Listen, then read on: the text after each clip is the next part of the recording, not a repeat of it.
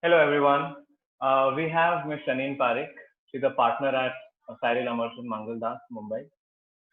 Shaneen has over 20 years of experience in complex commercial disputes and focuses on arbitration, both domestic and international, having handled cases before various institutions, including ICC, LCIA, and SIAC.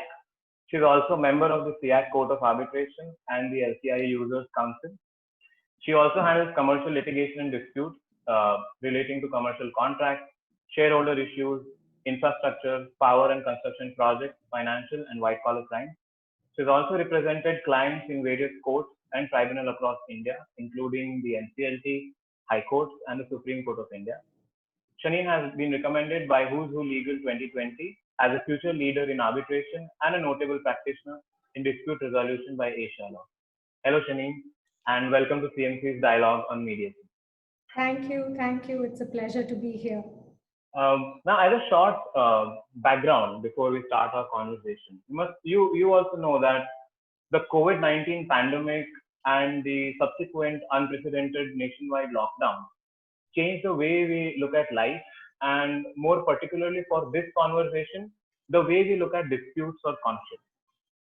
The justice system never seemed handicapped until all the courts started functioning virtually and entertained extremely urgent matters.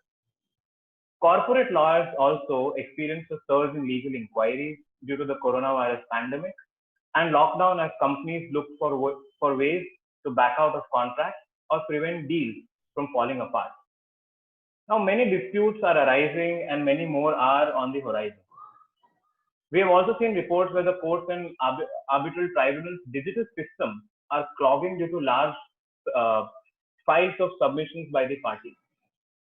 Now, as we are in the unlock one and the lockdown is set to be lifted in phases, there is a contemplation on reopening of the courts while maintaining social distance.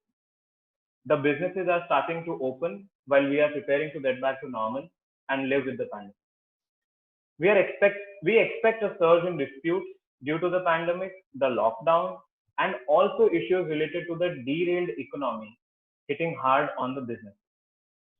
Now, Shalin, if you can tell me, what is your experience of, or what was your experience of dealing with legal disputes when the country was in lockdown, and what kind of inquiries did you receive? Okay. So, your assessment is absolutely right. So you have answered your question before you even asked it. Yes, we during the period of the lockdown and the onset of the situation, no one knew how far it would go, how bad it would be. But we started off by receiving a lot of inquiries on provisions such as force majeure, timelines, material adverse event, material adverse change in law, and a lot of our work at that point of time was advisory related to looking really at the contractual provisions and firstly seeing whether the COVID pandemic and the subsequent lockdown would fall, for instance, within a force majeure provision. Now, force majeure, of course, is contractual. So we found several clauses where disease, pandemic, epidemic may not have been included within the provision. So that, in a sense, then ruled out a COVID situation, but then you found clauses where there was act of God or natural disaster where you could import it. There were clauses where you may have change in law or government order where once again you could try and fall within it. And the beauty of being a dispute lawyer, I think, in a sense, is that you can find ways to interpret an agreement depending on whom your client is. So we did a lot of interpretive work at that point of time. Um, I will not go into the merits of it because I think there have been thousands of webinars on the subject. But so just to tell you that it was a lot of advisory. From then, once a stand was taken uh, by a party as to where it fit in within the clause, did it want to invoke it? Did it have to defend it? we moved on to where a possible dispute could arise. A lot of time during the lockdown was spent on whether there is a trigger to seek interim relief, because, as you say, courts were hearing only very urgent matters, and examples of urgent matters were, say, habeas corpus issues, bail, that kind of thing. So a purely commercial dispute or an injunction may not strictly fall within that. That said, in the first 2 weeks of a lockdown, we were actually successful in obtaining an injunction against encashment of a bank guarantee. And the law is very stringent in that. It's almost impossible to get. And I think in our case, the lockdown actually helped, because we were working at various different places.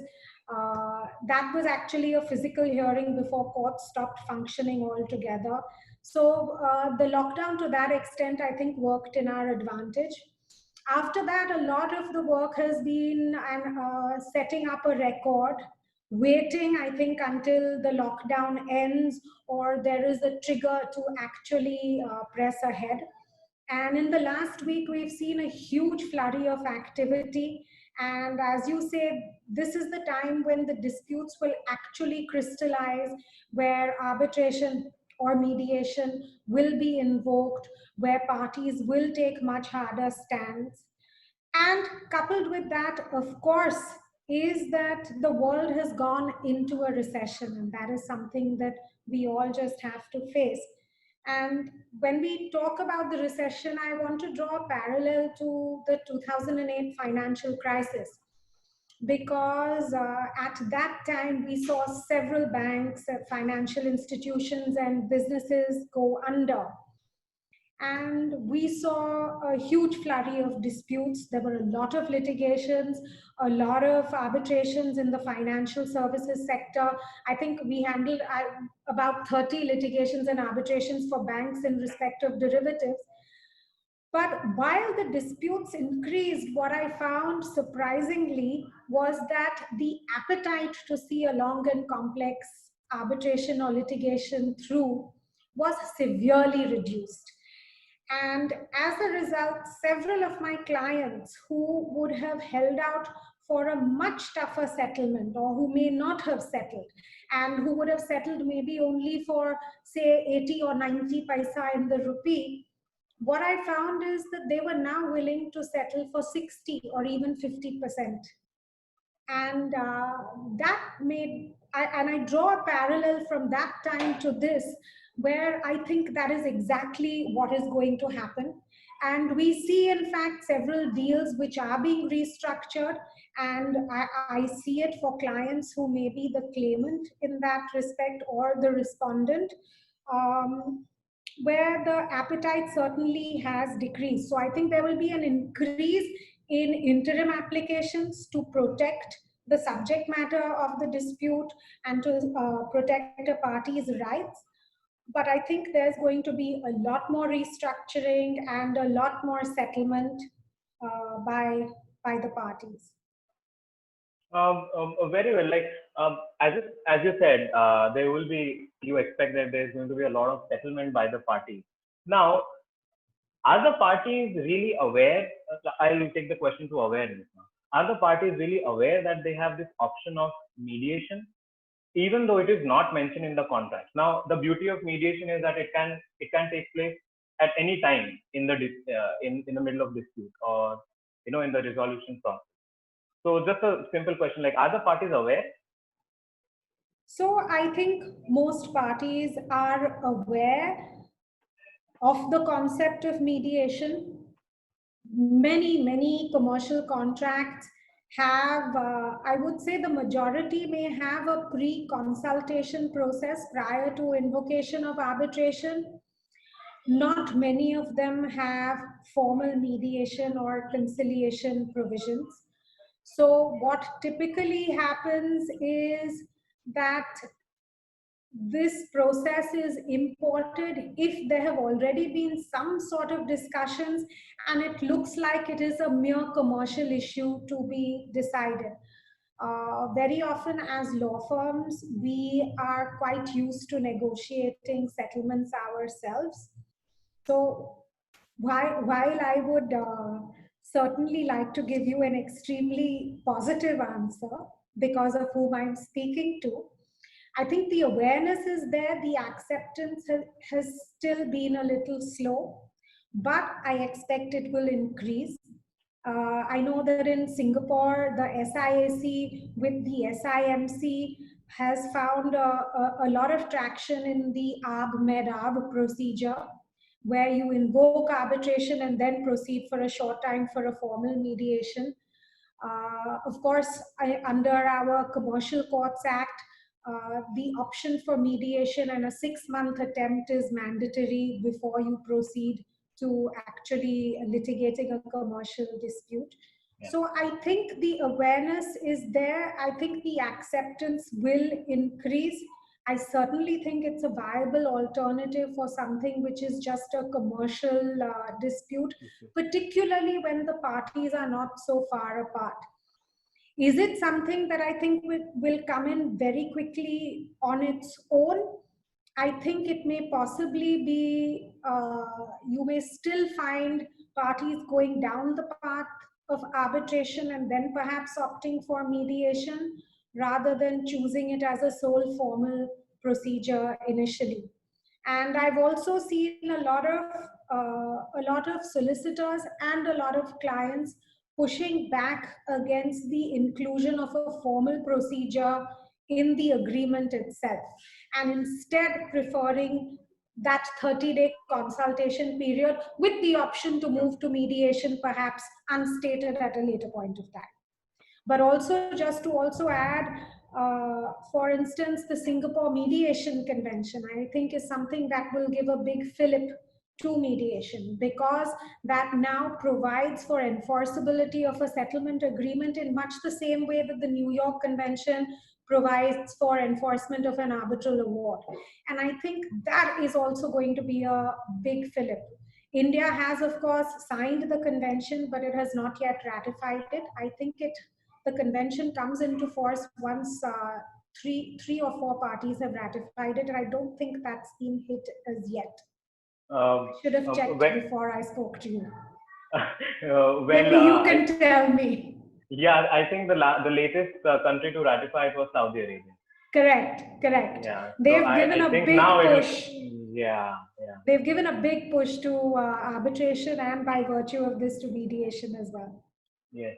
So, Shanil, like when the courts are not functioning physically and were working virtually, did you have an experience of participating in any virtual hearings, whether arbitration or litigation? And do virtual hearings really work considering the complex procedures involved in arbitration and litigation? Virtual hearings for interim relief, I did one virtual hearing before the Bombay High Court in a litigation. For arbitration, I've done virtual hearings, but not because of the COVID situation. I think they can be extremely effective. And particularly in the context of arbitration, where you're always talking of cost and time efficiency, I think they can also be very efficient. Right now, I think our courts, our judges, our counsel, and frankly, even us, are still grappling with virtual hearings, in the sense that to be honest, I still find it difficult to go through an entire set of documents on my laptop or iPad.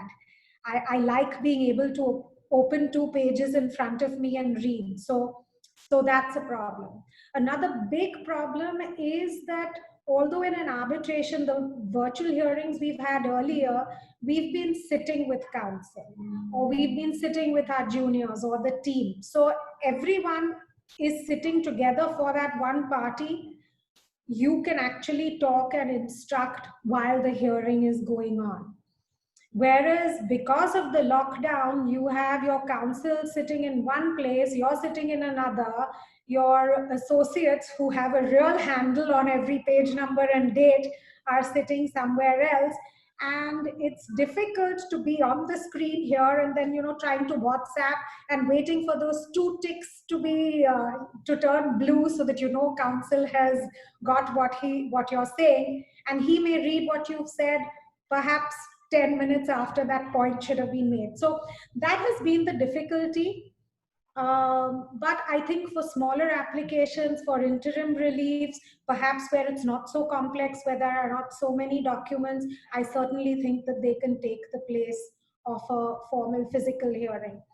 And for arbitration, the other place where I feel it is really important to get kind of the touch and feel and human interaction is witness evidence, where I think the pressure also that a witness may feel, or the comfort, if he's your witness, to see his solicitors and his people sitting on one side or someone cross-examining him, what you get out of the witness's demeanor, I think you lose that in a virtual hearing, apart from issues of confidentiality. And, you have the COL protocol on video conferencing where the witness should be showing his entire room. So I'm not even going into those issues. I'm just saying the satisfaction that you get. I think those things are a little lost, but you have to marry them with the efficiency that is otherwise achieved. So let me say that I am not a fan from my heart, but certainly from the client's pocket and what can actually get done, I think virtual hearings are here to stay in some form or another. Now, having a demonstrated portfolio of dealing in domestic and cross-border disputes, you must have come across disputes and parties from various advanced countries. There is also a sense in investors from other countries that they fear our country's judicial system because of the time taken to get out of any conflict. Now, how do they perceive the justice system in India and pre and post this lockdown and pandemic? And after dealing with them, what changes would you suggest? Okay, so that's going to need another hour, but a couple of things. So yes, delays I think are our biggest problem and always have been. A lot has been done to redress the delay. And so I look at it positively as there is a collective consciousness that there is delay, that this is a problem. If you look at our World Bank rankings, we've never been particularly high in terms of ease of enforcing contracts. And a large part of this was due to delay, which I think is being sought to be addressed by virtue of the Commercial Courts Act, also by virtue of the amendments to the Arbitration Act, which are really streamlining and speeding up the process, coupled with younger counsel and judges who are now very pro-arbitration. I mean, you only need to see Justice Nariman's judgments to see how many strides we really have made. So I think we are certainly a pro-arbitration country, and I constantly refer to arbitration because today it is you won't even call it alternate dispute resolution anymore. At least for India, I very seldom see, except perhaps for a financial services agreement, I very seldom see litigation. It's always arbitration. So our judges are good, at least in the commercial high courts and in the Supreme Court.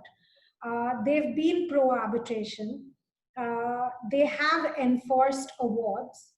So the delay has been the biggest problem. And even in terms of enforceability, just a couple of days ago, the Supreme Court enforced a foreign award in Centrotrade, although that foreign award took 8 years to actually get here.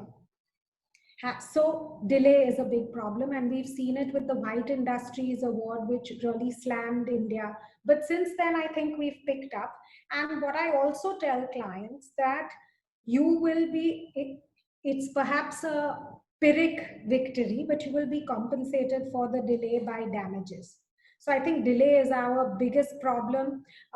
We all talk about education for judges. We all talk about appointment of more judges. I think that is something that will certainly help. But so the positive spin on that is that we've made huge strides. We've gone up the World Bank rankings to 63 today in terms of ease of doing business. We are one of the seventh most improved countries today, and that is by virtue of the amendments that have come to the Act, to the commercial courts, to the insolvency code. So I think that what I want to leave it with is to say that there is a collective consciousness, and if you look at it positively and optimistically, at least we are on the right trajectory, I would like to think. Yes, yes, I would like to think that as well, that we are on the right trajectory. And somewhere, again, I will come back on mediation, and I believe that mediation is also embracing that trajectory. Now, we spoke about delays, backlogs, also what foreign investors think, the issues in our justice system.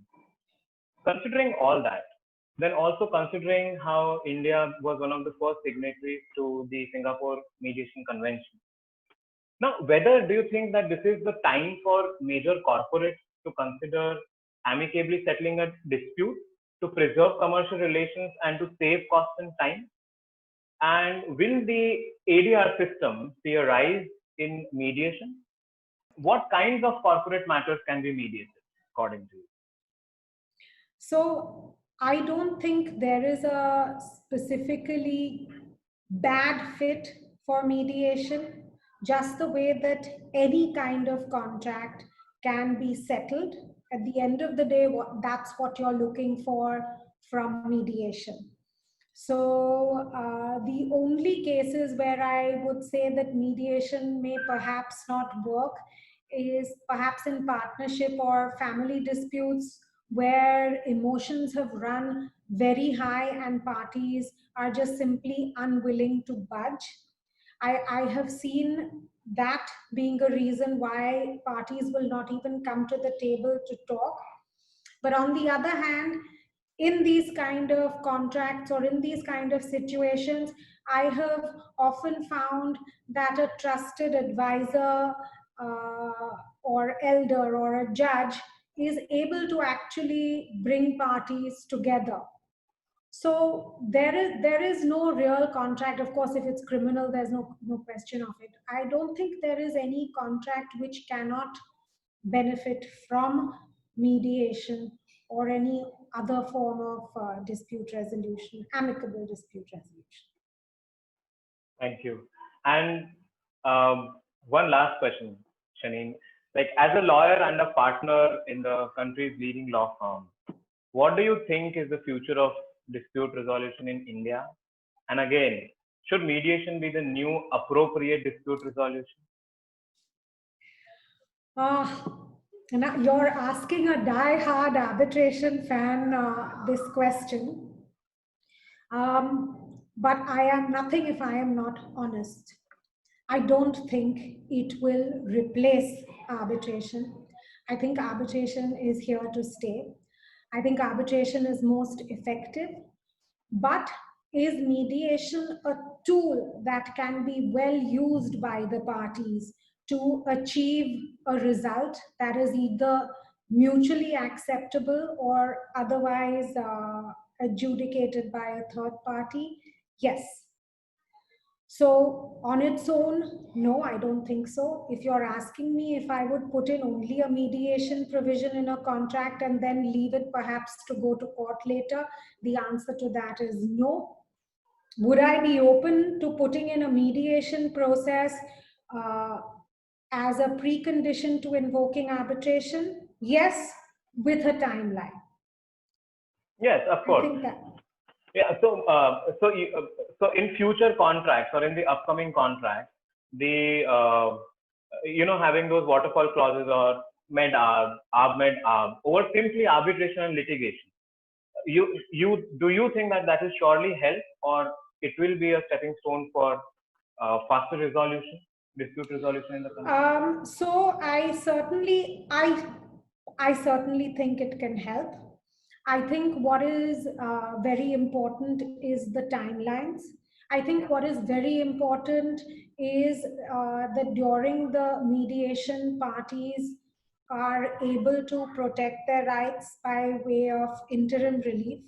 So there have been cases sometimes in contracts you will find that parties are disentitled from approaching courts or arbitrators for interim relief.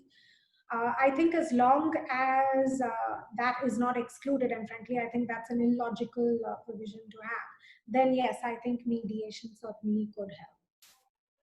Well,